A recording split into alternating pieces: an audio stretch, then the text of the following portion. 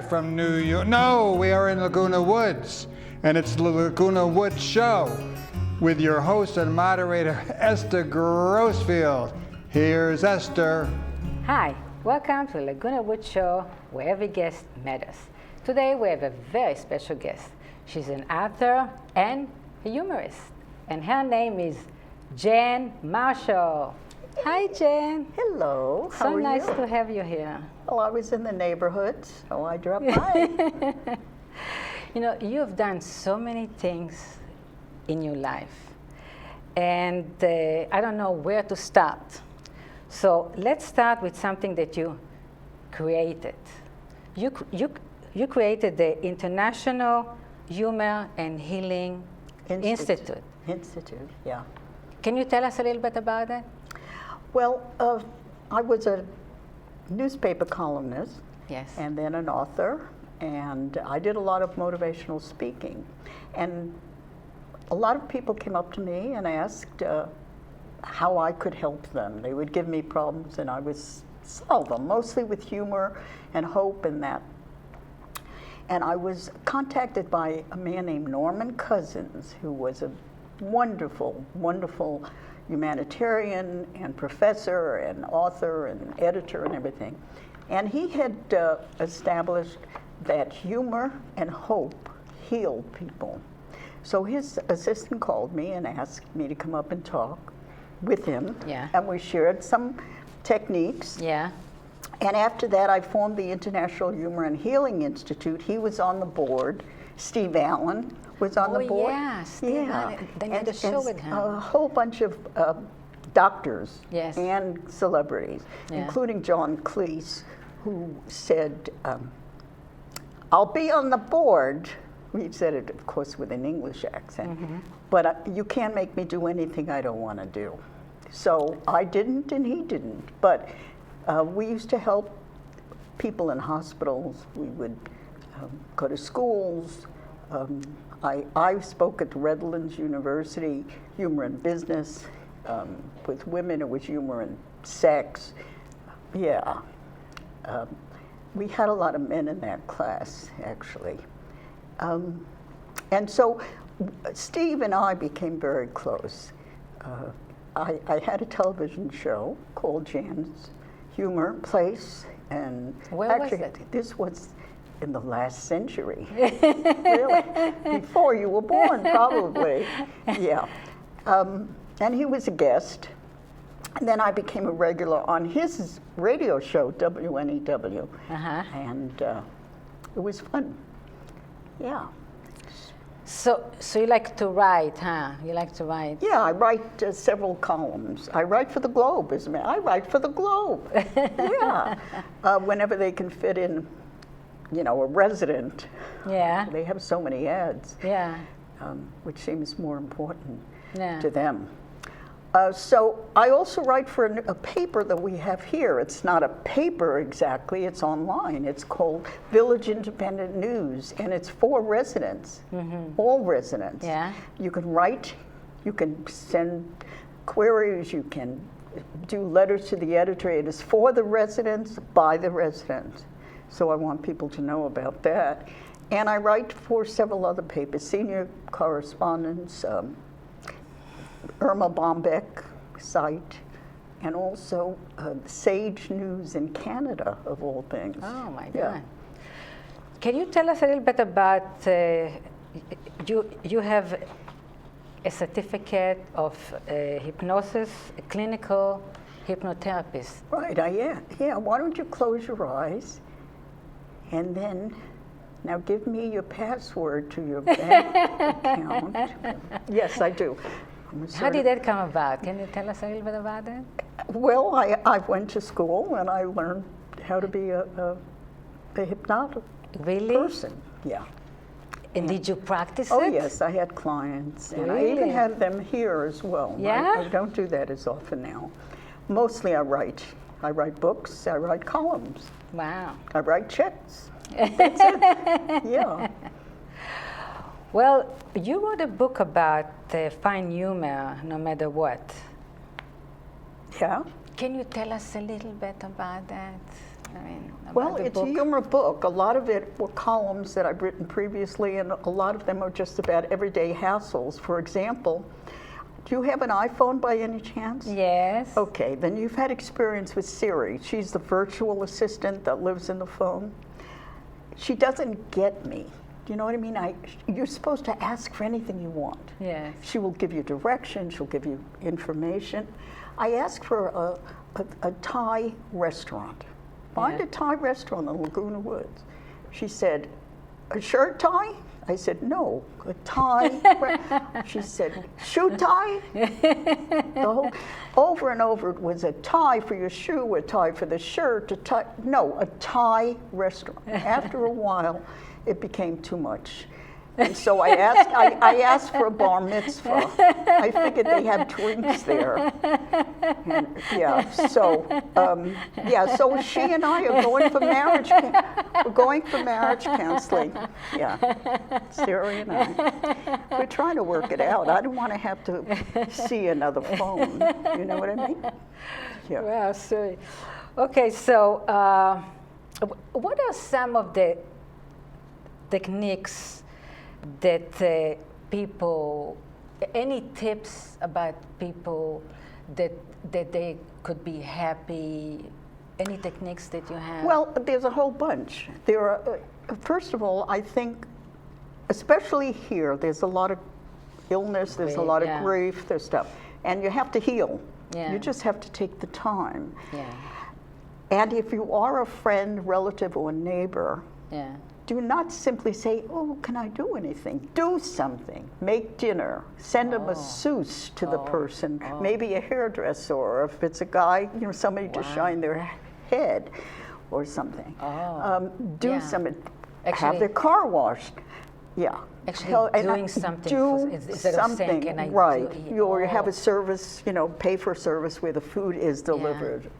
Anything that will help. Yeah, we have to think about how it is when we were ill, if we were ill. Wow, that's a good idea. Yeah. Actually do something instead of saying, what can I do That's for you? exactly it. Just do Right, it. right. That's a great idea. Yeah. And so the other thing is, if you have,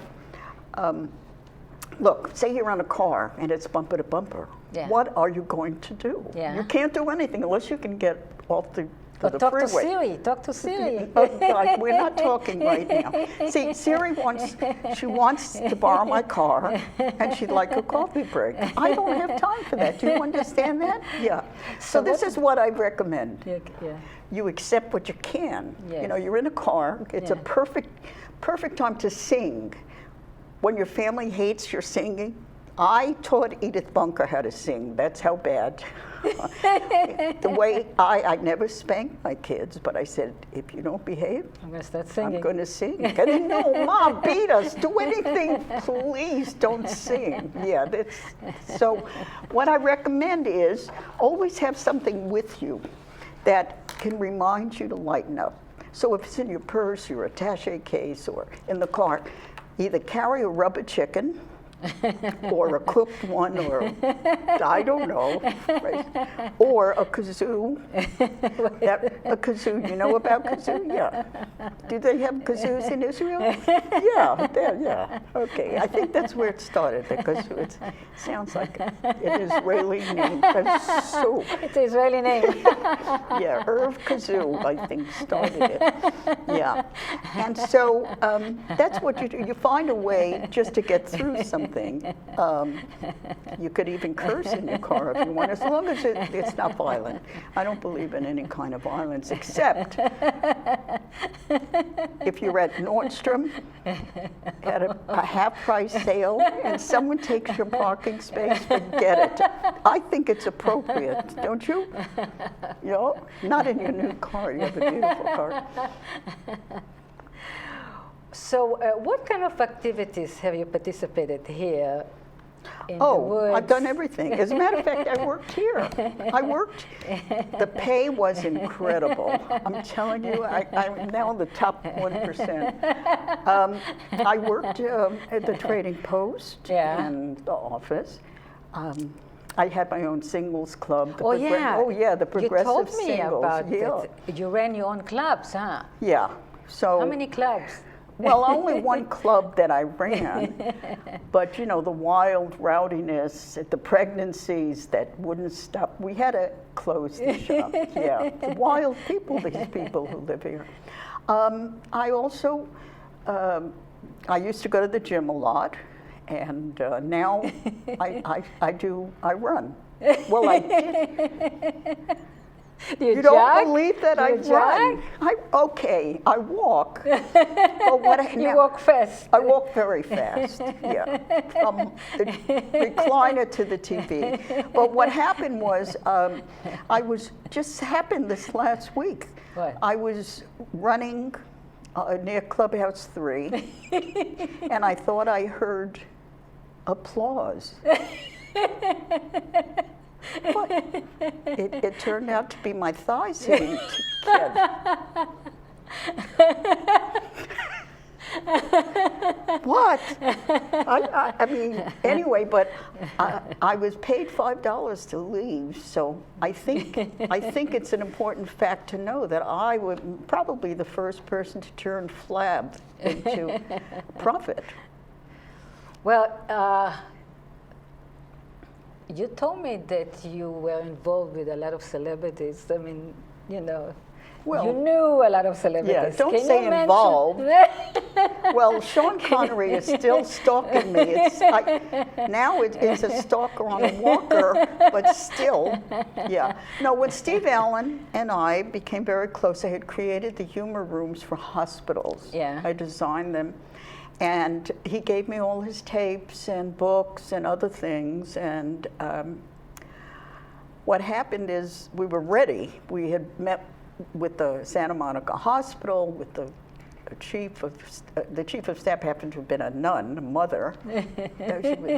She was, yeah, I don't know, a high mother or something. So. Yeah.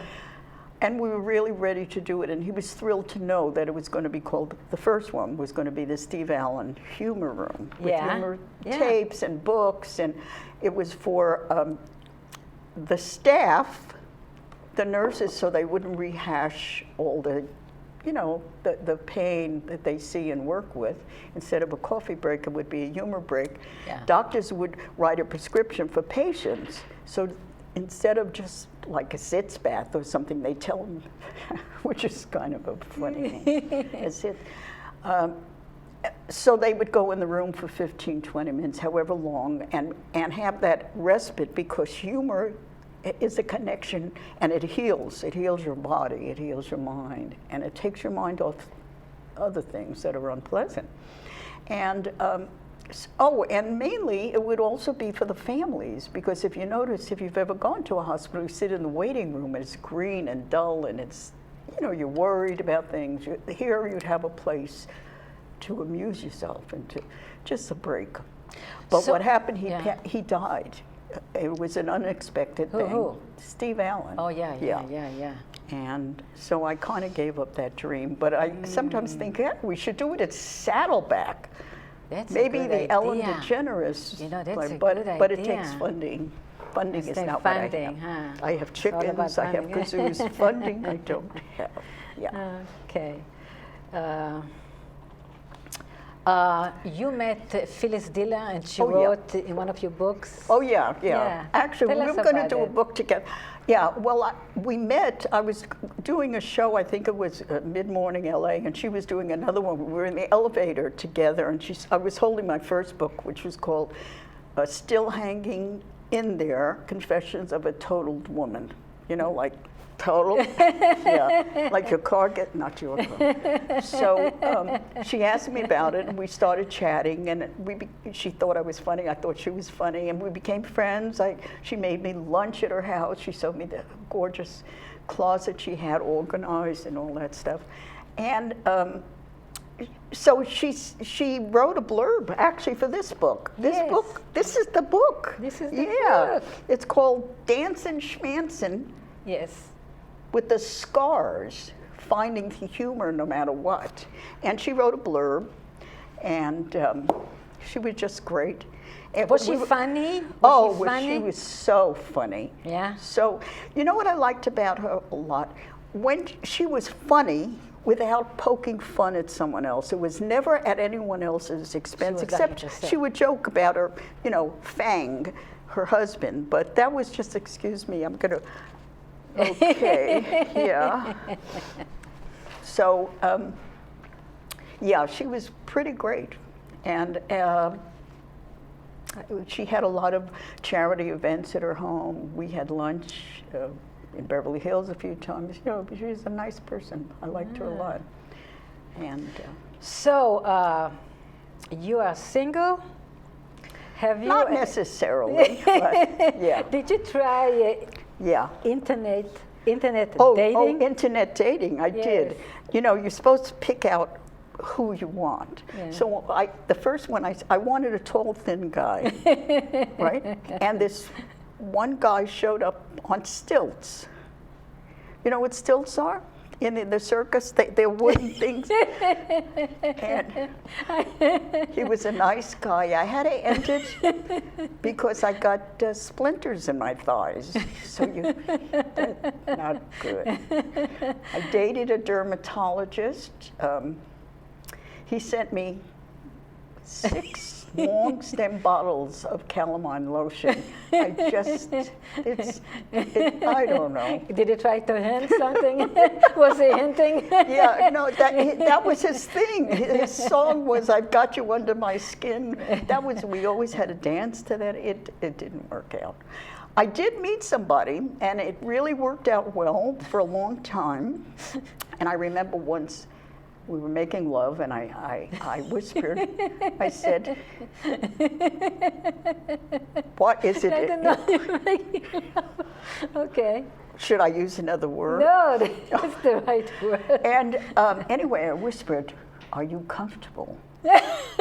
And he, all of a sudden, with an accent, which he didn't have when we started, he says, "I make a living." And I laughed so much that I fell off the bed, and I hurt my back. So now, Did he pick you up? no, I'm dating my chiropractor now. He's such a manipulator, but he's a good guy. Really? Yeah. Wow. So He's got the right moves, you know what I mean? Oh, I have a hint for single women. Yeah. When you see a good-looking guy Yeah. you're married, so you're not interested, but I should tell the rest of you. There's a You lot see of a single good-looking women out guy, there. good-looking fella, you run over, you grab him around, you get him back and you wrap him around, and he says, "What the hell are you doing?" And you say, I'm doing the Heimlich maneuver. I thought you were choking. And you give him your card. And sometimes it works out, but if he's really choking, it doesn't work out. Are you going to do it from the front or from the back? We start with the back, you know. Maybe on the first date, you know. Although, when right, you do the exactly. maneuver, you do it from the I do back. it from the back. Yeah. And here's a hint. I think you should tell the women here who are single. Yeah. This is my belief. I don't know whether everybody's going to believe it, but don't let a man shave your back on the first date. I learned that the hard way. Anyway. So, Okay. what else would you like to know? Okay, let's see. Do you like to invent things? Oh, yeah, I do. I've invented several things, actually. Really? Yeah. Well, actually, one of the things that I invented was years ago when hitchhiking was a big thing. You could do it, and it was safe to do. And I designed something that looked like a thumb, and it was on a keychain, and it lit up. And it's really, I did. Really? Not a joke. But it was kind of funny when I had the molds made, and it looked like something else.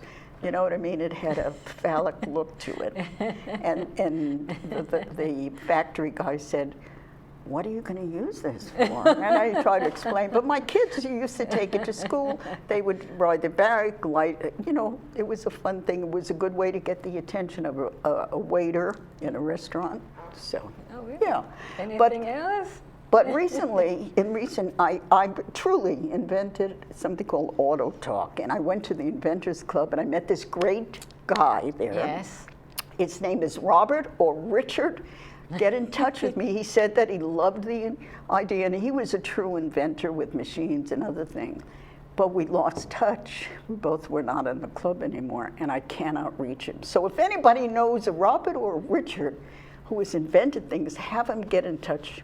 I have a deal for you. Yeah. So are you writing another book right now? Yes, I am.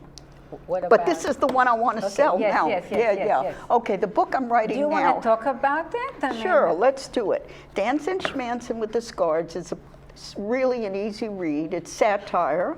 It's about all the little hassles in life. And, you know, like Siri, like weight. Yeah. I have a scale that hides every morning.